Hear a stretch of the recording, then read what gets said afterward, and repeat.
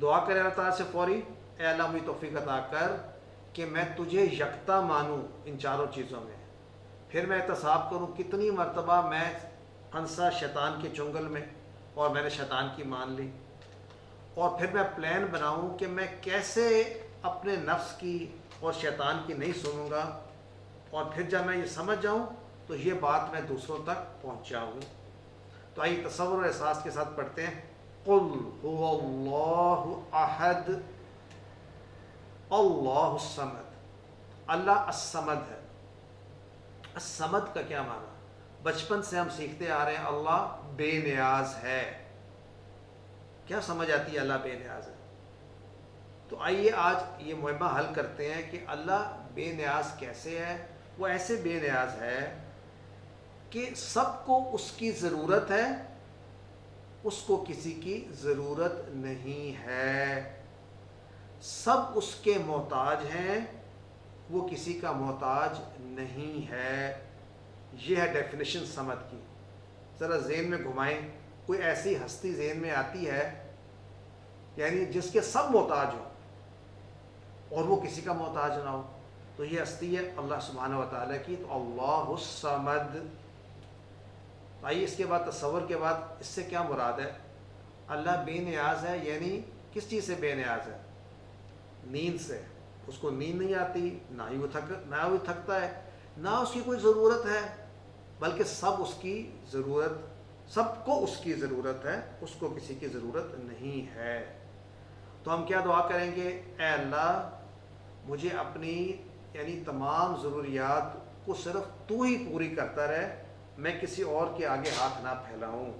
یہ میری دعا. چونکہ کسی اور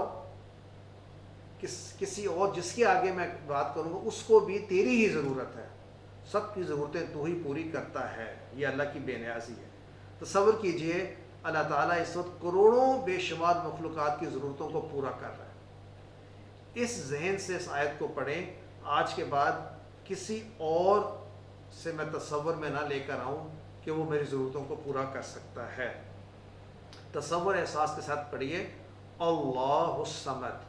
قل هو اللہ احد اللہ الصمد. نیکسٹ. لم یلد ولم یولد. لم لفظ ہے جس کا معنی ہوتا ہے ڈڈ ناٹ، یعنی پاسٹ میں جو گزرا ہوا زمانہ ہے اس میں نہیں کا معنی. اور اگر میں اس کو لن پڑھوں تو معنی ہوگا فیوچر میں نہیں. تو دو لفظ آپ نے اکٹھے پڑھ لیے. لم جب آپ پڑھیں گے تو معنی ہوگا جو گزرے ہوئے زمانے کے ساتھ ڈڈ ناٹ، اور لن کا معنی ہوگا ول ناٹ. تو لم یلد نہیں اس نے جنا. یلد، یہ یلد کہاں سے آیا؟ یہ ایسے ہی ہے جیسے ہم نے پڑھا والد، والدہ، والدین، اولاد، ولادت، میلاد، ان سب میں وہی پیٹرن آ رہا ہے. والدہ یعنی پیدا کرنا. یلدو اس نے پیدا کیا. لم یلد اس نے نہیں پیدا کیا. یعنی اس کا مطلب یہ ہے کہ اس نے کسی کو جنا نہیں، پیدا نہیں کیا. وَلَمْ یولد اور نہیں وہ جنا گیا، نہیں وہ پیدا کیا گیا. یولد. دیکھیں انٹرسٹنگ کانسیپٹ ہے. ہر چیز دو طرح سے ایکسپلین کی جاتی ہے. ایک وہ تصور ہوتا ہے جس کو ہم کہتے ہیں ایکٹیو وائس، اردو میں بھی ہوتا ہے، جس میں کام کرنے والے کا معلوم ہو. حامد نے دروازہ کھولا. کیا ہمیں پتہ چلا کس نے کھولا؟ حامد نے. دوسرا طریقہ یہی بات بتانے کا ہے دروازہ کھولا گیا. کس نے کھولا؟ یہ نہیں بتایا گیا. لیکن تصور میں یہ ہے کسی نے تو کھولا، دروازہ کھولا گیا. تو یہاں پر دونوں تصور دی جا رہے ہیں. اس نے کسی کو نہیں جنا، یہاں پر موجود اللہ نے، نہ ہی وہ جنا گیا. نو باڈی. تو اس سے کیا وسعت انکریز ہوئی، اور معنی کا جو وسعت پہنچ گئی کہ پرفیکشن ہے. نہ تو اس نے کسی کو کریٹ کیا، کریٹ سے مراد ہے اپنے سے، جنا نہیں اس نے کسی کو، اور نہ ہی وہ جنا گیا، نہ ہی وہ پیدا کیا گیا. کائنڈلی اپنی مائکس بند کر لیجئے. عید پہ چلیں گے، بقرعید پہ.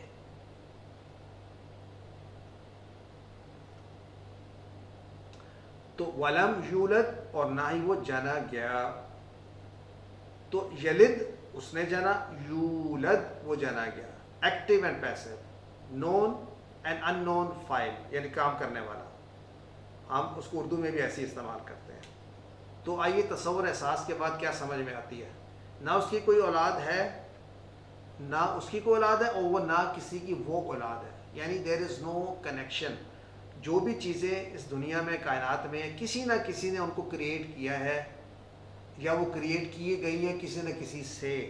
Very interesting concept. اللہ تعالیٰ کو اولاد کی ضرورت نہیں ہے. اولاد کی ضرورت انسان کی ضرورت ہے. انسان تھک جاتا ہے تو بچے اس کا دل بہلاتے ہیں، بوڑھا ہو جاتا ہے تو بچے سہارا بنتے ہیں، مر جاتے ہیں تو اس کے بچے اس کا نام جاری اور ساری رکھتے ہیں. یہ تمام کمزوریاں ہیں. اللہ تعالیٰ ان تمام کمزوریوں سے پاک ہے، اس کو اولاد کی ضرورت نہیں ہے. یہ کانسیپٹ سمجھائیں کس کو؟ یہ پڑھتے ہوئے 150 کروڑ عیسائیوں تک یہ بات پہنچائیے کہ ایسا نہیں ہے. یہ ہمارا کام ہے. تو آئیے تصور احساس کے ساتھ اور دعا کے ساتھ پریکٹس کرتے ہیں. لم یلد ولم یولد، اور آخری حصہ ولم یکن لہ کفوا احد. و نہیں، و اور لم پھر سے نہیں، یکن ہے. یہ کانسیپٹ، یہ یکن کا معنی ہے.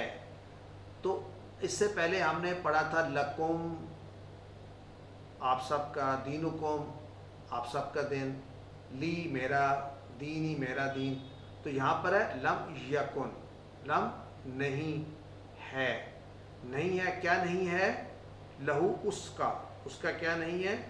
کفون برابر، یعنی برابری میں، ایکوالٹی میں اس جیسا، احد کوئی بھی نہیں ہے. تو جو کف کا جو کانسیپٹ ہے یہ اردو میں بھی موجود ہے. ہم اس کو استعمال کرتے ہیں خاص طور پہ رشتہ کرتے وقت کہ کف کا خیال رکھیں، یعنی برابری کا خیال رکھیں لڑکی اور لڑکے کے خاندان میں. تو کف کہتے ہیں برابری کو. تو نہیں ہے کوئی برابری میں اس کا، یعنی اس کے ساتھ کوئی اور برابر نہیں ہو سکتا. احد، یہاں پر احد کا معنی ہے کوئی ایک بھی. پہلی آیت میں پڑھا تھا احد یونیک، یعنی قل هو اللہ احد، یعنی کہہ دیجئے وہ اللہ صرف ایک ہی وہ ہے، یونیک ہے، یکتا ہے. اور ولم یکن لہ کفوا احد، یہاں احد کا معنی کوئی ایک بھی برابری میں نہیں ہے اس کے ساتھ، کوئی ایک بھی. تو یہاں پر منفی معنوں میں استعمال ہو رہا ہے. جیسے میں نے آپ کو بتایا تھا دونوں طرح سے احد استعمال ہو سکتا ہے. تو آئیے تصور احساس کے بعد جب ہم یہ پڑھیں تو ہمارے دل میں اللہ تعالیٰ کی عظمت بیٹھ جائے، اور دور دور تک ہمیں نظر نہ آئے کون، نہ اس کی ذات میں، نہ صفات میں، نہ حقوق میں، نہ اختیارات میں اس جیسا کوئی نظر نہ آئے. سوچئے، کیا میرے ذہن میں کوئی اور بھی ہے جس سے میں ڈرتا ہوں؟ کیا کسی اور سے بھی میں امید رکھتا ہوں؟ کیا کسی اور کو بھی میں طاقتور سمجھتا ہوں؟ تو اللہ تعالیٰ سے ایک ہی دعا، اے اللہ تو کافی ہو جا میرے لیے، تو ہی میری حفاظت کر اور تو ہی میری ضرورتوں کو پورا کر. یہ دل سے نکلنا چاہیے اس سورہ کو پڑھنے کے بعد. آئیے تصور احساس و دعا کے ساتھ پڑھتے ہیں. وَلَمْ يَكُنْ لَهُ كُفُوًا أَحَدٌ. آئیے ایک صحابی کا واقعہ شیئر کرتا ہوں میں آپ کے ساتھ اس سورہ کے اینڈ میں، اور بڑا انٹرسٹنگ واقعہ ہے. ایک صحابی رسول رضی اللہ عنہ اس سورہ کو ہر رکعت میں پڑھتے تھے سورۃ الفاتحہ کے بعد، اور اس کے بعد کوئی سورہ پڑھتے تھے. تو اس انداز کو دیکھ کے صحابہ نے، شکایت تو نہیں کہوں گا میں، یہ واقعہ بیان کیا نبی صلی اللہ علیہ وسلم کو کہ یہ صحابی اس طرح سے پڑھتے ہیں. تو اللہ کے نبی صلی اللہ علیہ وسلم کی ہر بات میں ہمارے لیے کوئی نہ کوئی گائیڈنس ہے، کوئی لیسن ہے، کوئی سبق ہے. انہوں نے فوری فتویٰ بھی جاری نہیں کیا، اور اس کو بلایا اور اس سے پوچھا کہ تم ایسا کیوں کرتے ہو؟ اس نے جواب میں کہا مجھے اس سورہ سے بہت محبت ہے. تو رسول اللہ صلی اللہ علیہ وسلم نے فرمایا اس سورہ سے تمہاری محبت نے تمہیں جنت میں داخل کر دیا. تو مجھے کیا سبق ملا اس سے؟ کیا مجھے بھی اس سورہ سے محبت ہے؟ اگر ایسا ہو جائے تو کیا ہی بات ہے. تو آئیے آج ایک طریقہ میں آپ کے سامنے پیش کرتا ہوں. Again hats off to doctor Abdulaziz Abdulrahim جنہوں نے یہ طریقہ پہنچایا آپ تک، اور میں آپ تک مجھ تک پہنچایا، میں آپ تک پہنچانے لگا ہوں کہ میں کیسے اس سورہ سے محبت کروں. ایسے ہی کروں جیسے جب میں کسی سے پہلی بار ملتا ہوں تو میں اس شخص سے کیسے متاثر ہوتا ہوں، یا اس شخص کو میں کیسے متاثر کرتا ہوں. آئیے دیکھیے، جب پہلی بار ملاقات ہو تو تعارف کیسے شروع ہوتا ہے.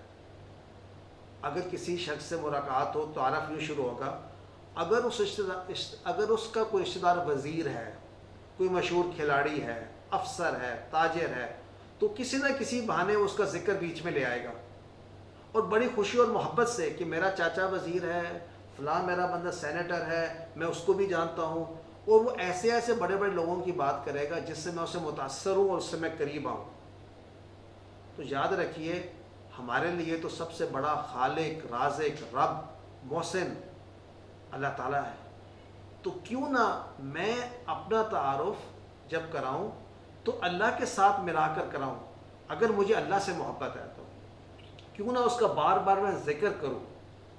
اس طرح مجھے اللہ سے محبت ہوگی، اس سورہ سے محبت ہوگی، اور اللہ کرے میں بھی اس ذریعے سے جنت کا حقدار بن جاؤں. سو محبت سے بار بار پڑھیں کہ اس جیسا نہیں ہے کوئی، معاف کرنے والا اس جیسا کوئی نہیں، ضرورتیں پوری کرنے والا کوئی نہیں اس جیسا، اور محبت سے خیال رکھنے والا اس جیسا کوئی نہیں.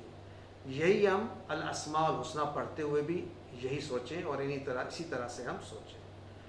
آئیے یہاں پر آپ کے ساتھ میں آپ کو یہ بھی انفارم